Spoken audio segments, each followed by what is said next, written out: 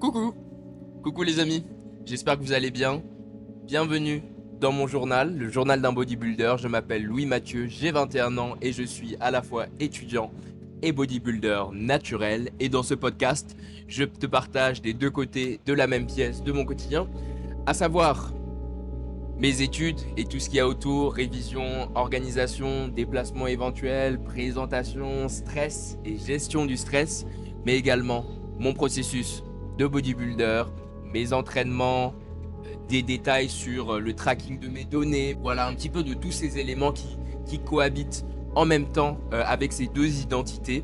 Et je suis très content de t'avoir aujourd'hui avec moi parce que je suis allé au post-workout de Nutrimuscle et je te dis tout. Ah, je te dis tout ce qu'il y a à savoir. Petite chose, peut-être que tu ne sais pas ce que c'est que le post-workout de Nutrimuscle. On viendra dessus durant la vidéo. Voilà, c'est le grand thème. Mais je peux pas continuer ce podcast sans te dire un mot sur le fait qu'on est dans le train. Tu l'auras sans doute remarqué. Là, il y a la vie qui défile très rapidement. Et on est posé dans le train. Je me suis éloigné des autres voyageurs pour pas gêner les gens parce que voilà, je vais parler pendant 1 heure et j'ai pas envie de gêner ni mon voisin ni ma voisine. Tu sais le mec un peu fatigant qui arrête pas de parler au téléphone dans le dans le transport, sauf que l'autre il fait un podcast. Et c'est pas intentionnel, c'est simplement que je devais le faire hier. Et hier j'étais très fatigué. Donc j'ai pas été en mesure de faire ce que j'avais prévu hier avec le podcast. Donc ce sera ici. J'espère que le son sera acceptable. Et si ce n'est pas le cas, je m'en excuse. Je suis actuellement en déplacement vers les Pays-Bas. Donc je fais Paris-Rotterdam pour aller passer du temps avec ma famille pour ses vacances. Donc petit changement d'environnement. Après les examens, ce sera super. Je vais avoir du temps pour bosser sur mes projets personnels, développer le journal d'un bodybuilder, développer aussi ma création de contenu. J'ai envie d'apprendre à monter plus vite parce que je suis un gros escargot. Mon montage est super lent et ça c'est vraiment chaud. Étant donné que j'ai beaucoup de choses à faire aussi avec les cours. À ce sujet, on va avoir la semaine prochaine un invité qui viendra nous parler de son parcours, qui lui est étudiant en journalisme, en master 1 en journalisme et qui a vraiment la capacité, cette capacité à jongler entre ses études, la création de contenu, les projets professionnels et qui de mon côté est quand même une assez grande source d'inspiration, notamment dans sa production de podcasts, dans sa pratique de la musculation, dans son suivi aussi du sport. Donc petit teasing pour l'invité de la semaine prochaine sur le journal d'un bodybuilder. Venons-en au cœur du sujet. J'ai été, les amis, au post-workout de Nutrimuscle et je vous dis tout.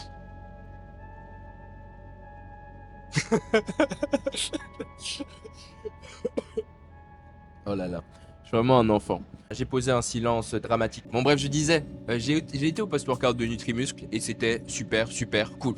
J'y ai été la semaine dernière, donc il faut savoir que jeudi dernier, Nutrimuscle, qui est une marque de compléments alimentaires française, un peu comme MyProtein, ils travaillent avec des influenceurs et ils ont organisé la semaine dernière à Paris, jeudi, donc un jour après mon dernier examen, quelle aubaine, un événement qu'ils ont appelé un post-workout à 19 h et ça a eu lieu dans leur quartier, leur headquarters, leur quartier généraux.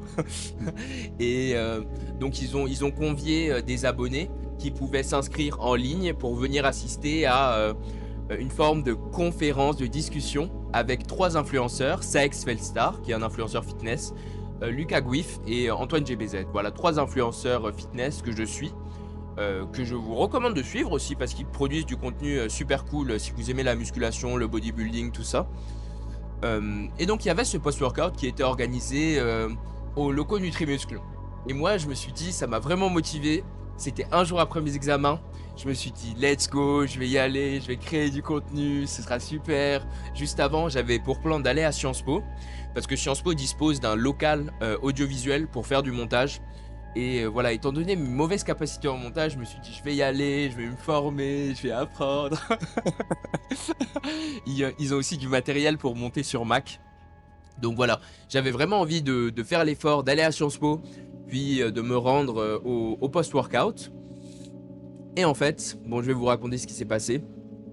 Déjà, le local audiovisuel de Sciences Po était fermé, ce qui était prévisible. En fait, je crois que les vacances sont déjà débutées, c'est juste après les examens, il n'y avait personne à Sciences Po.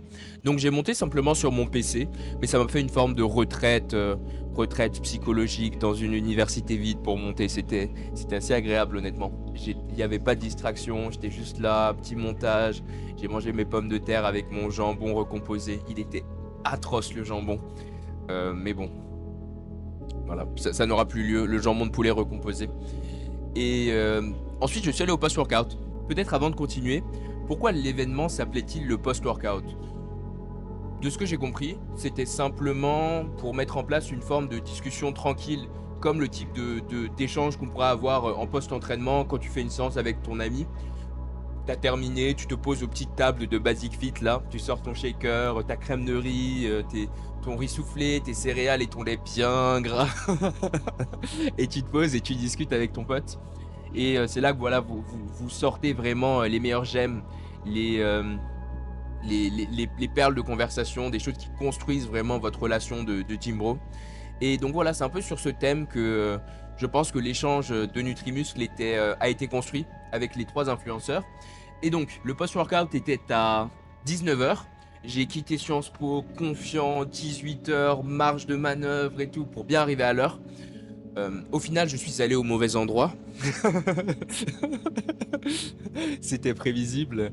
Je me ne suis pas rendu au bon endroit parce que quand on cherche Nutrimuscle sur Google Maps, on arrive sur un magasin qui s'appelle Toute la Nutrition, un truc bizarre, aucun lien. Bon bref, je me rends à Toute la Nutrition, pensons aller à Nutrimuscle, et je suis à Toute la Nutrition à -5. Mais Toute la Nutrition n'est pas Nutrimuscle, et Toute la Nutrition est fermée, et je réalise devant Toute la Nutrition que je ne suis pas à Nutrimuscle. Et donc j'ai paniqué, j'ai regardé, vraiment ça m'a fait mon cortisol fouah. En plus j'étais vraiment en post-workout, parce que je me suis entraîné, et ensuite je suis venu. Bon bref, mais j'ai mangé après, oui. Et donc je panique, je suis en retard, je prends le transport, j'arrive avec 20 minutes de retard, je me retrouve devant la porte du local de Nutrimuscle, ne sachant que faire. Déjà je sais pas où est le local de Nutrimuscle, heureusement il y a 2 autres personnes qui m'agrippent par le callback, qui me disent ok c'est ici, nous aussi on est en retard. Et l'une des 2 personnes avait, heureusement d'ailleurs, il nous a sauvés, avait un contact à l'intérieur, une taupe qui nous a permis de rentrer, il y a quelqu'un de Nutrimuscle qui est venu nous ouvrir. Dieu merci parce que sinon on serait resté dehors je pense pendant toute la conf. Ça aurait été vraiment dommage, si près du but. Et ça aurait été une deuxième désillusion après le local de Sciences Po fermé, le local de Nutrimuscle fermé. Terrible. Mais donc on est rentré avec 15-20 minutes de retard dans la salle du QG de Nutrimuscle. Il faut s'imaginer une grande salle un peu rectangulaire avec plusieurs étages. Un peu sur le type open space, donc au milieu, ils avaient dressé une rangée de chaises. Il y avait pas mal de chaises qui étaient alignées, un peu sur le style conférence de presse. Vous voyez les conférences de presse de l'équipe de France où vous avez au fond les joueurs avec derrière des pancartes avec les sponsors et tout. Bah, c'était un peu comme ça, sauf qu'il y avait les 3 intervenants et il y avait un grand panneau Nutrimuscle. Et face à eux, bah, il y avait nous, le public, les participants. Et en haut, de façon un peu surplombante, il y avait également des bureaux mais ouverts. Du coup, c'était assez joli, honnêtement, assez sympa. Et donc on arrive au locaux Nutrimuscle, là tout est organisé, il y a toute l'équipe Nutrimuscle, ils ont des t-shirts extrêmement stylés. La première chose que je me dis c'est wow, comment je peux gratter un t-shirt XXL. Ça n'a pas eu lieu. Je crois que tout le monde a eu une barre protéinée comme goodies, mais moi j'étais un petit peu à la bourre avec les 3 autres, donc on s'est assis rapidement, c'était pas plein mais il y avait pas mal de gens. Plutôt jeune, hein, je dirais, en majorité à peu près mon âge, je dirais entre 16 et 23 ans pour la grande majorité, même s'il y avait quelques rares personnes peut-être au-delà de 25. Globalement, le public était assez jeune. Je pense qu'ils venaient aussi en post-workout, après les cours, ou voilà, pour une discussion du soir. Et les échanges avaient déjà commencé avec les intervenants. Je crois qu'il y avait déjà quelques questions qui avaient été échangées, mais pas tant que ça. Et donc j'arrive et il faut savoir que la discussion était avait un peu la forme de ce que font Lucas Guif et Antoine GBZ sur les réseaux sociaux. Je vous renvoie vers leur podcast Toxicity, donc je mettrai le lien dans la description.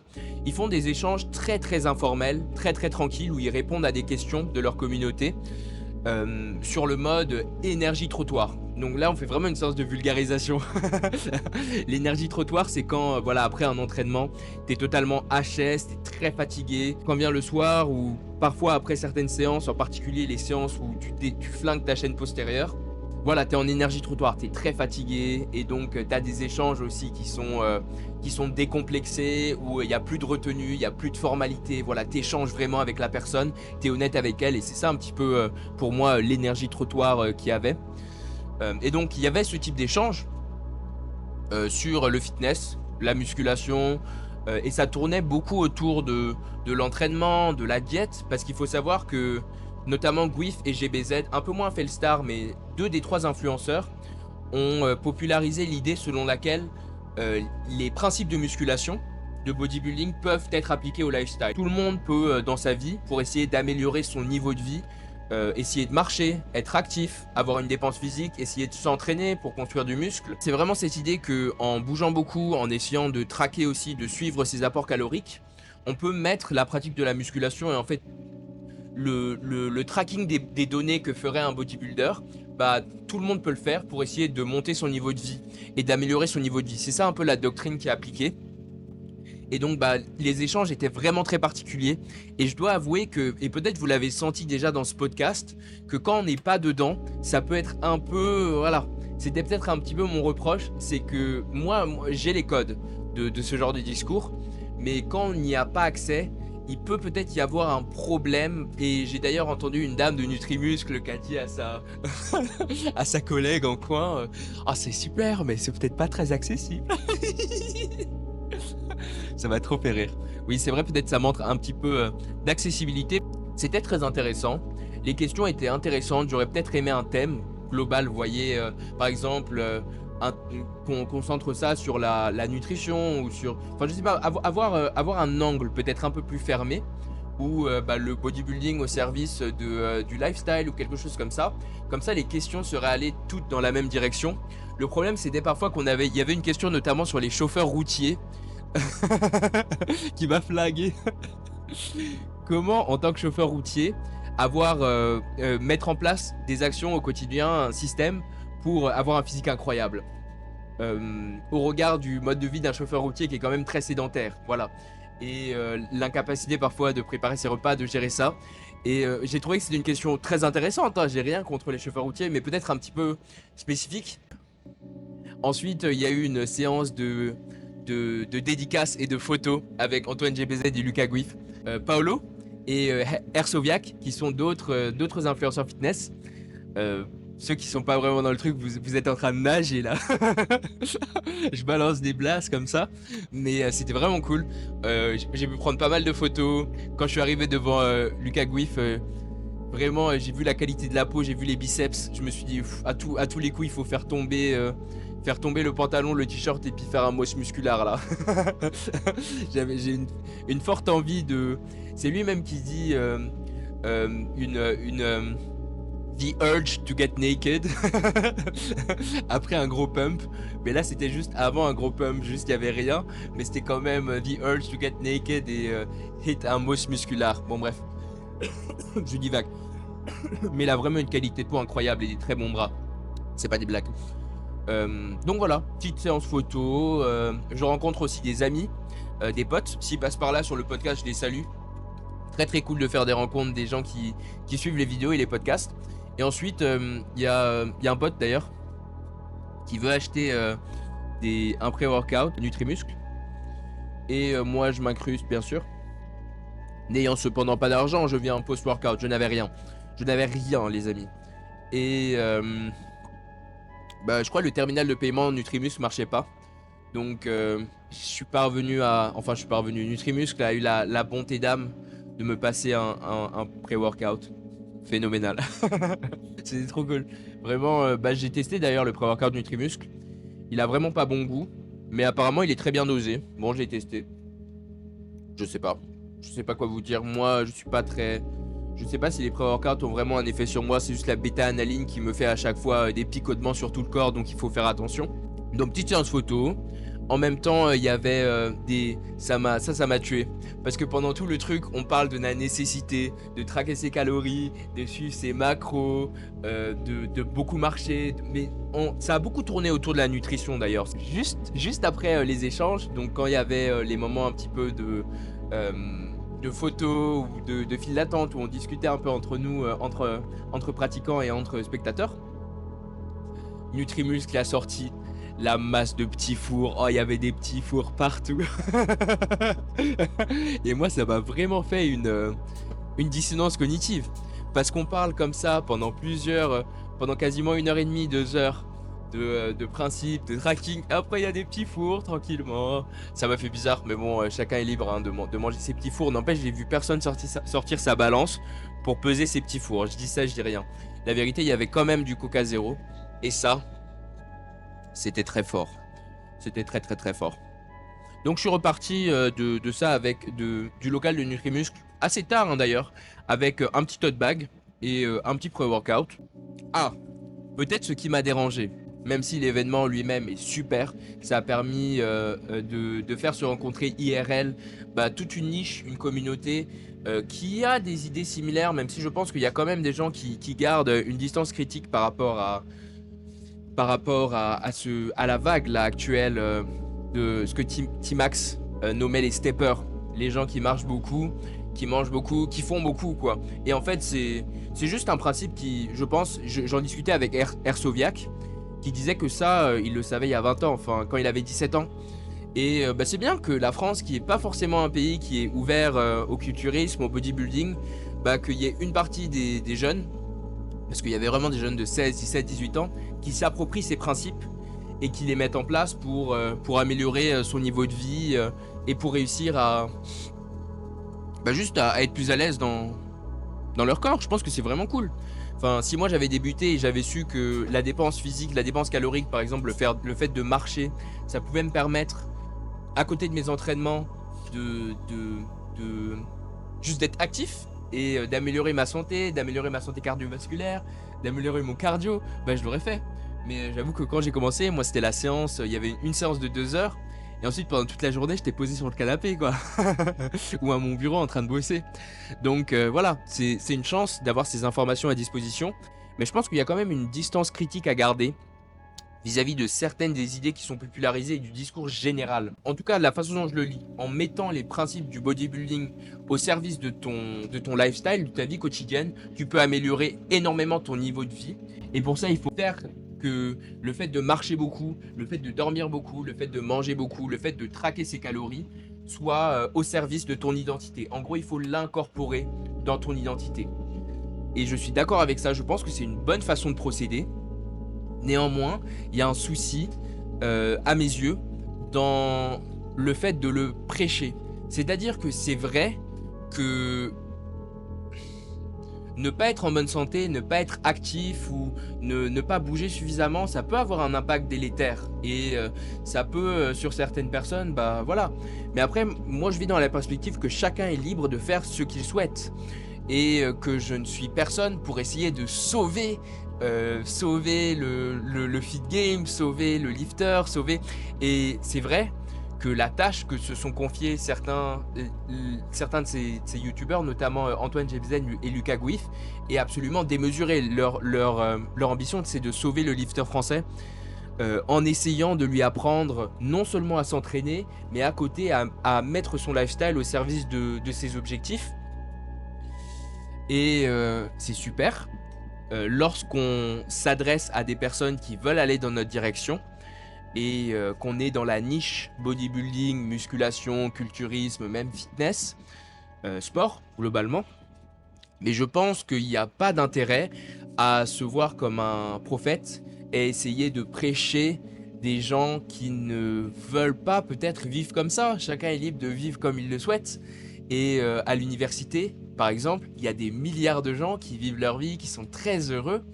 Et moi je sens pas d'ascendant psychologique par rapport à eux, juste parce que je fais mon truc dans mon coin, je marche beaucoup, je bouge beaucoup, et voilà. Ça c'est la chose que, enfin j'ai l'impression que c'est le danger, parce que en fait le fait de faire ça t'assure d'avoir un physique God tier, d'avoir un physique qui fait trembler. Vraiment, c'est très efficace de bien se dépenser et de faire attention à ses données euh, à l'extérieur de la salle de sport, appliquer les mêmes choses, un peu avec la loi d'accumulation. Mais pour moi, et je dis pas que c'est ce que ces youtubeurs font, je pense qu'ils gardent quand même une certaine modestie et une certaine distance par rapport à ce qu'ils font et à leur impact, même si leur impact est avéré. Mais moi, je dirais, voilà, c'est peut-être le risque, se prendre, voilà, se dire, ok, j'ai trouvé la solution, maintenant, il y avait par exemple l'exemple de si ta copine, ton copain, ta famille, ton entourage ne veut pas adhérer à ton système, ne veut pas se lever, aller faire des pas entre les pauses à l'université, si ton entourage ne veut pas traquer ses macros, traquer ses calories. Et l'une des idées, c'était de dire, notamment on sentait notamment ça dans certaines des réponses du public, c'était parfois de dire que bah, ces personnes avaient tort, n'étaient pas dans la bonne direction, n'étaient pas sur le bon chemin. Et en fait, bah non, chacun est libre de faire comme il le souhaite, à mes yeux en tout cas, parce qu'on est quand même dans une niche, dans un environnement très très petit, pas très très petit, bien sûr ça se démocratise, mais c'est quand même quelque chose qui est encore assez niché, et je pense qu'il y a quand même la nécessité d'introduire d'autres discours. Par exemple, par rapport aux calories, au tracking de ces macros exacts, au fait de rajouter 200 calories, je sais qu'il y a des coachs qui bossent tout simplement avec des tranches de calories, où les 200 calories, elles ont pas vraiment sens. Le fait de rajouter 200 calories, 200 calories, 200 calories, c'est souvent avancé comme une façon de relancer. Et par exemple, bah, y a certaines des métriques qui sont utilisées qui feraient pas forcément sens pour d'autres coachs. Il y a des coachs qui travaillent différemment, qui donnent pas forcément de macros, qui disent de suivre des recommandations, des guidelines. Donc il y a 1000 façons d'approcher différemment même le processus tout simplement de bodybuilding.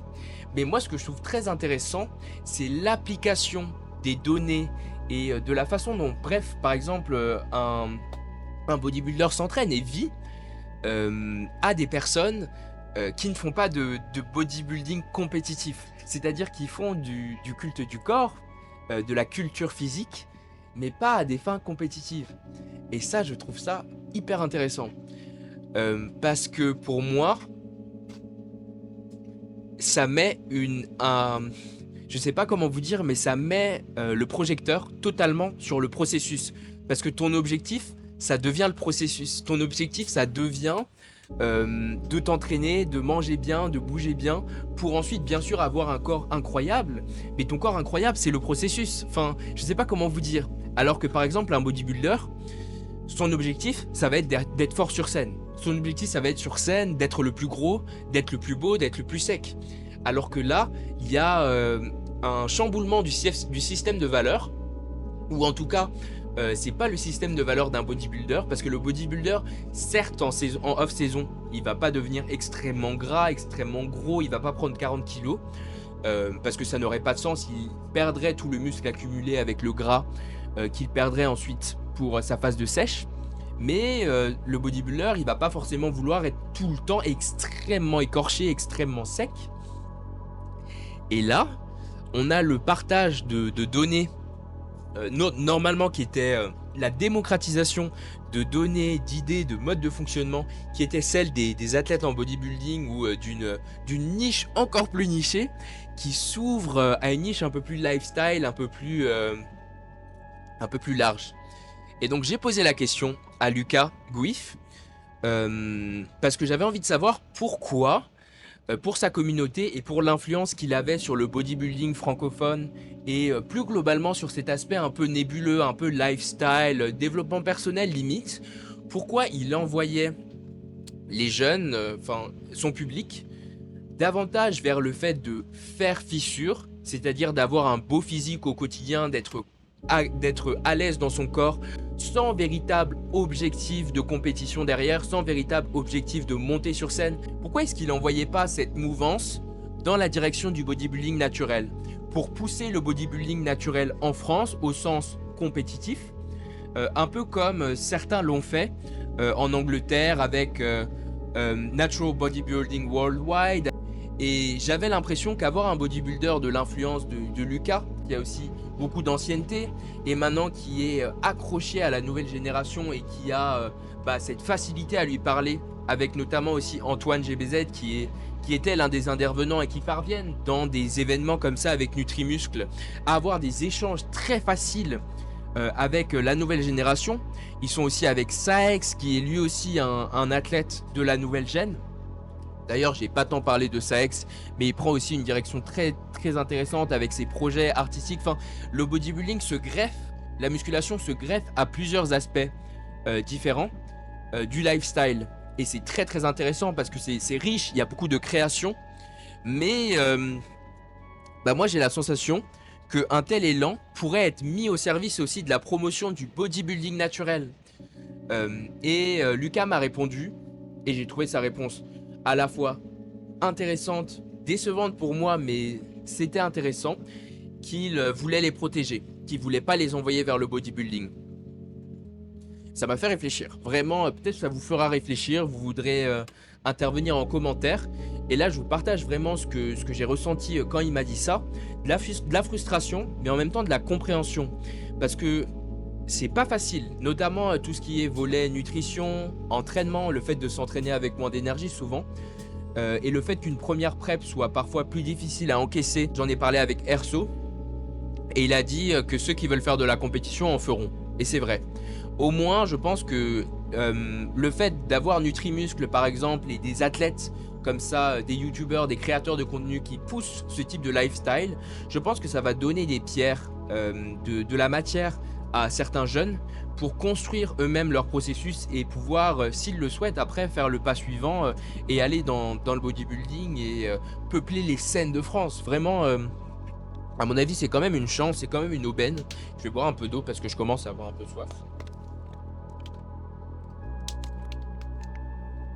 Et peut-être que ça va amener le bodybuilding davantage en France.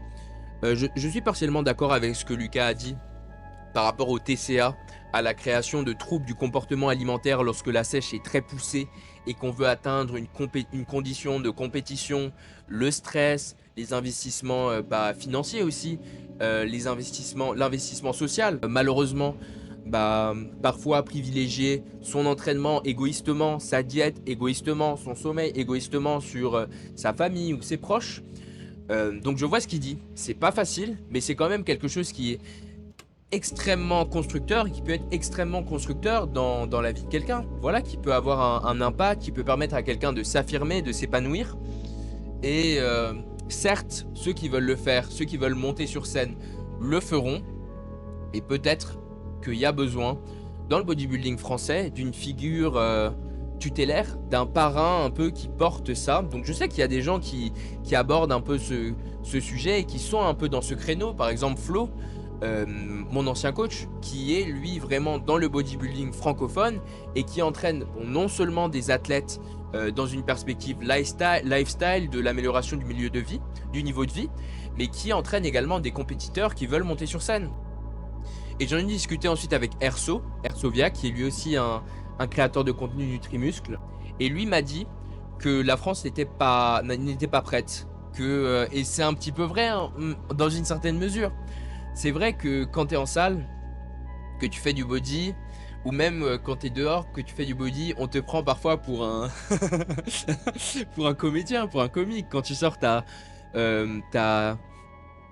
boîte, ton meal prep avec tes pommes de terre, ton riz, et que tu fais ça à chaque fois, c'est vrai que t'attires le regard, je me souviens. Mais après, je pense que c'est à nous de faire l'effort aussi de nous intégrer et de promouvoir le sport. Et même si le bodybuilding est encore regardé un petit peu bizarrement, le fait est que ça se démocratise énormément. Il n'y a rien qu'à voir les effectifs qui augmentent lors des différentes compétitions de bodybuilding. C'est assez impressionnant. Je crois que chaque année, il y a de plus en plus de gens, de plus en plus de catégories, que ce soit en France ou à l'étranger, au Royaume-Uni, en Australie. Moi, je sais que je suis beaucoup ce genre de réseau en Allemagne. Waouh, le bodybuilding en Allemagne, c'est quelque chose, hein. Les Allemands, ils sont trop forts de toute façon. Je voulais faire un épisode sur les Allemands et le bodybuilding en Allemagne. Ça sortira, je pense, parce que c'était vraiment quelque chose. Mais tout ça pour dire que je pense que la France est prête, honnêtement. Ça semble très présomptueux de dire ça, mais je pense que l'environnement dans lequel on est actuellement est assez ouvert à toute forme de choses, toute forme de sport, toute forme de manifestation de soi et de son identité, pour que certaines personnes affirment que leur identité, c'est de faire beaucoup, de bouger beaucoup, de manger beaucoup, de poser aussi, de fracturer des vitres de salle de sport et de monter sur scène, tout simplement. Donc voilà, c'était un petit peu de ce que j'ai pensé du post-workout du Nutrimuscle. En fait, c'était un post-workout qui était vraiment fitness, musculation, mais qui n'était pas assez bodybuilding pour moi. Mais voilà, c'est un petit peu ce que je reproche à cette mouvance, c'est parfois de barrer un petit peu le chemin vers d'autres choses qui sont aussi cool, qui peuvent être testées. Une première compétition, ça fait des souvenirs, tu rencontres des amis, tu rencontres des potes, enfin, même si c'est peut-être pas pour toi, et tu le sais pas encore, je pense qu'il faut qu'il y ait des gens qui partagent leur processus, un peu comme le font les Anglais. Eux, ils le font très très bien. Les Allemands aussi. Donc voilà. Rien de plus à dire, hein. Ça, c'était ce que j'ai tiré du post-workout de Nutri. J'ai pas trop aimé non plus les gens qui avaient des idées trop marquées. J'aime bien la mesure, j'aime bien notamment Ersoviac m'a contrecarré, m'a détruit tous mes arguments en me disant ce qui est vrai également, que c'est une niche et ça reste une niche en France, que les bodybuilders sont regardés aussi comme des voilà, peut-être comme des marginaux d'une certaine manière, ce qui est aussi un petit peu le cas, mais voilà, bon, il m'a détruit tous mes arguments, j'étais d'accord avec lui à la fin. J'avais rien à dire du tout en réalité. Donc bon, voilà, je n'ai pas d'avis, je n'ai pas d'opinion, mais j'ai essayé de vous partager un petit peu ce que j'ai pensé. En fait, j'ai un avis, mais il est prêt à changer à tout moment. En tout cas, moi, ça m'a fait très plaisir de faire ce petit épisode. J'essaye de penser à éventuellement d'autres choses. Ah ouais, peut-être, histoire de conclure cet épisode, une petite update sur ce qui va se passer sur le second semestre pour le journal d'un bodybuilder pour la suite. J'aimerais bien essayer d'augmenter la fréquence de mes vidéos pour avoir davantage d'invités. Parce que je trouve que de discuter avec d'autres personnes, de s'entraîner avec d'autres personnes et d'avoir ces partages, c'est quelque chose qui m'enrichit aussi moi-même et qui m'apporte. Parce que je suis amené à découvrir le processus des gens, aussi faire tout un travail de construction et de création autour des épisodes, autour de l'argumentaire des épisodes pour le fitness, pour lier le fitness à mes études. Et c'est quelque chose qui me plaît et qui constitue un projet intéressant, une side quest intéressante pour moi à côté de mes études. Donc j'aimerais bien augmenter la fréquence des journaux d'un bodybuilder, du journal d'un bodybuilder. Voilà. Essayer d'avoir peut-être, au lieu d'avoir un épisode par mois, avoir entre 2 et 4 épisodes par mois. Soyons ambitieux, ça n'aura pas lieu. Et des invités à chaque fois. Des invités une semaine sur 2 ou une semaine sur 3. Il y a déjà pas mal d'invités pour 2025. Si tu veux être dans le journal d'un bodybuilder, envoie-moi un petit message et on en discute avec plaisir. Je pense que tout le monde a des choses super intéressantes à dire, pour peu qu'il y ait un public pour les écouter. Donc drop-moi un petit DM sur Insta ou en commentaire et on en discute, on trouve une date et on se fait ça en présentiel même, ce serait super cool. J'aimerais aussi, dans la mesure du raisonnable, prendre 1, 2 ou 3 coachés, je verrai.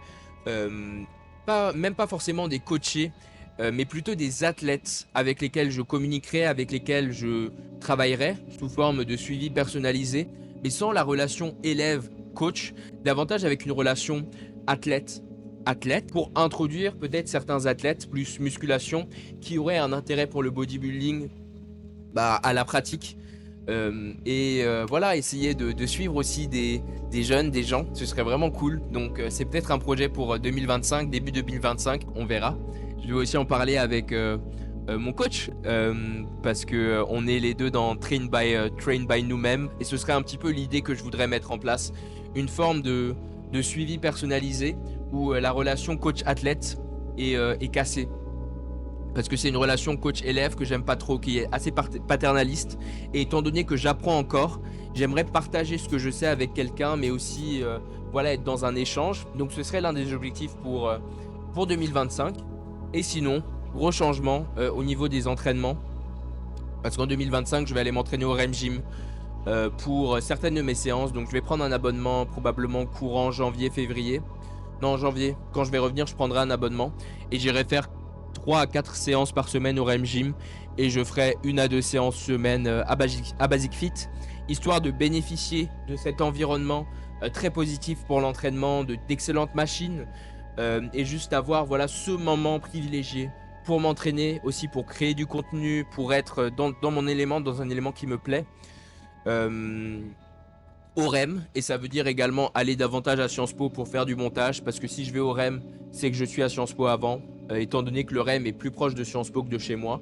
Je pense que ce sera aussi plus motivant pour y aller. Vous pouvez voir, on n'est toujours pas arrivé, on n'a toujours pas fait un seul arrêt, toujours sur le chemin de Rotterdam. N'hésite pas à casser le bouton like comme tu le fais si bien à chaque fois, à mettre les 5 étoiles sur Spotify si tu es nouveau, si tu viens de découvrir le podcast, et à t'abonner sur YouTube et à activer la cloche.